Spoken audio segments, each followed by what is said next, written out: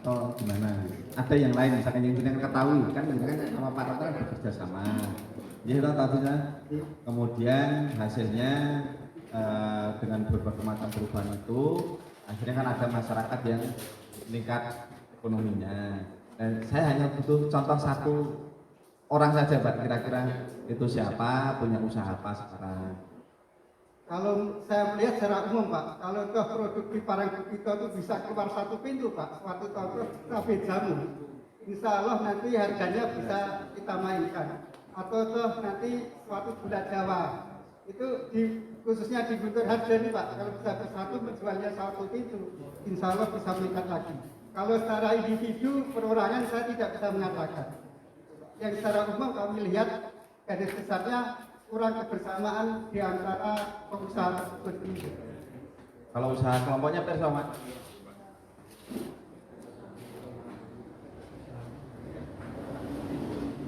Kelompok. Kalau yang sifatnya umum salah satu misalkan kelompok A usahanya apa itu kan kalau tadi kan perorangan dia sulit menyebut ya kan. Sekarang ada nggak misalkan kelompok A usahanya ini dah saya hanya butuh informasi. Kalau di Undang ada saya lihat itu kelompok jamu Pak, tapi jamu itu bagus. Ada kelompok Pak Tino mungkin Pak. Secara umum saya tidak mendalami, tidak secara langsung tahu, namun ada gitu ya. Kelompok sumber waras Pak. Kelompok sumber waras. Suatu contoh. Sampun matur suwun. Monggo lanjut tadi yang PKS. Pertanyaan sami Pak nggih.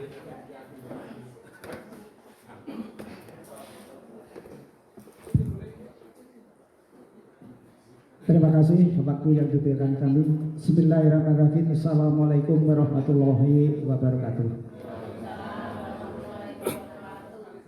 Bapak-bapak keseluruhan, utamanya dari tim penilai, kami menjawab atau memberi masukan kepada Bapak tim yang di situ menanyakan tentang keberhasilan pembinaan Pak Ratno sebagai penyuluh kehutanan. Kami sangat berterima kasih sekali kepada Pak Ratno yang pertama mempunyai falsafah. Pak Ratno itu mempunyai falsafah kepada kami sebagai penyuluh, sebagai ketua kelompok, itu tanah bukan peninggalan nenek moyang, tapi tanah adalah pinjaman anak cucu kita. Sehingga ada falsafah yang semacam itu, saya gigih untuk mengadakan pertemuan-pertemuan di kelompok sehingga kelompok nanti dapat memanfaatkan sejengkal tanah yang bermanfaat demi ekonomi masyarakat, utamanya di Gudang Harjo, khususnya di Kecamatan Parangkubito.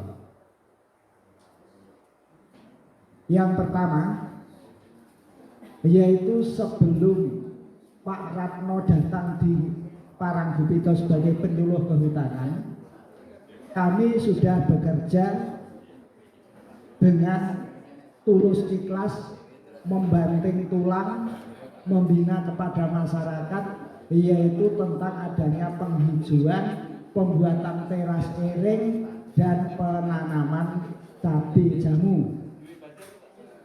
Pembuatan teras ering, maksud kami jangan sampai tanah itu longsor, nanti gunung menjadi gundul, akhirnya anak cucu akan menjadi kurang makmur. Dan yang selanjutnya setelah adanya teras ering itu kami gunakan untuk menanam cabai jamu. Cabai jamu adalah peninggalan dari penjajahan Belanda yang tertinggal di Gudang Harjo.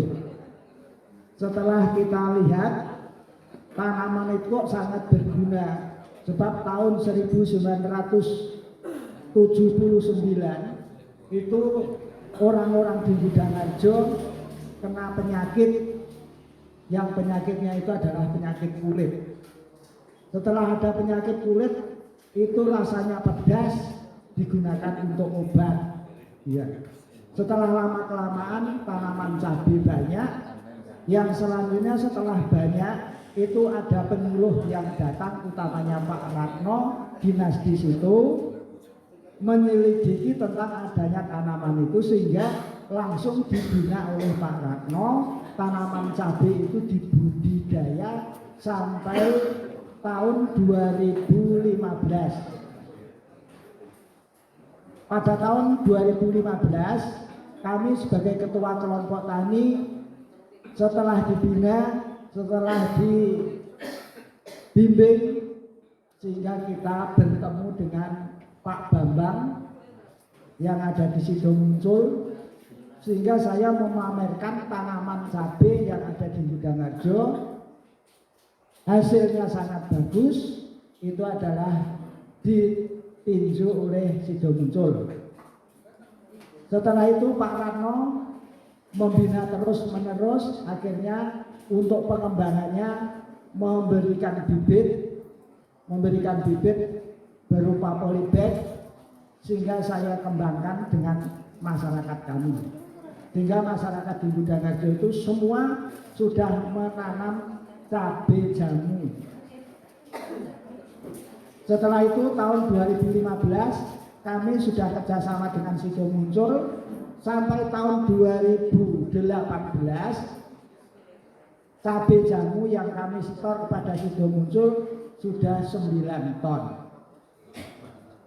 Itu adalah bahan baku yang ada di Sidomuncul, sehingga pada waktu itu kami diberi surat untuk MOU tentang cabai jamu di Budangarjo, tapi sekupnya adalah Kabupaten Wonogiri. Kami hanya mewakili saja di Kabupaten Wonogiri. Lama-kelamaan setelah Pak Ratno membina, karena cabai jamu itu musuhnya kalau musim kemarau panjang mati, Pak Ratno membina kepada kelompok tani bagaimana supaya jangan mati. Salah satunya inisiatif Pak Ratno, cabai yang ditanam di batu-batuan itu dibuatkan infus dari bekas aqua.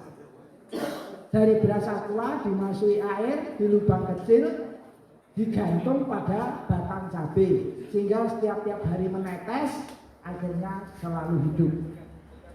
Nah, karena semacam itu dilihat oleh Sidomuncul itu sangat bagus, Sidomuncul tahun 2017 mengulurkan tangan membantu toren yang tadi telah diaturkan sebesar memuat air 10.000 liter.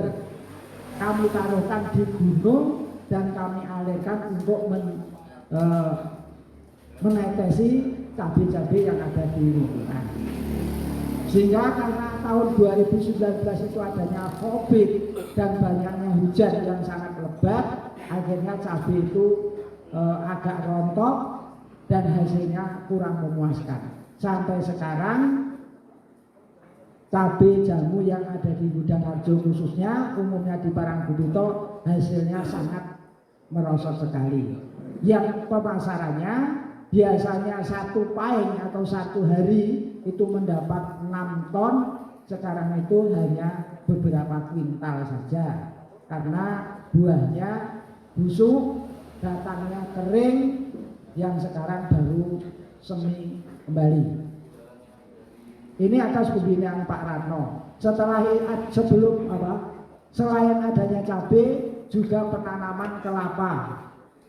Karena tadi membuat teras, di sini itu dikatakan Pak Widi adalah batu bertanah, pembuatan teras iring, langsung daun-daun jatuh di sela-selanya teras menjadi tanah, ditanami kelapa, yang akhirnya kelapa dapat disadap, akhirnya ekonomi masyarakat agar tertunjang. Jadi selain tanaman cabai, juga tanaman kelapa, selain itu juga tanaman ules.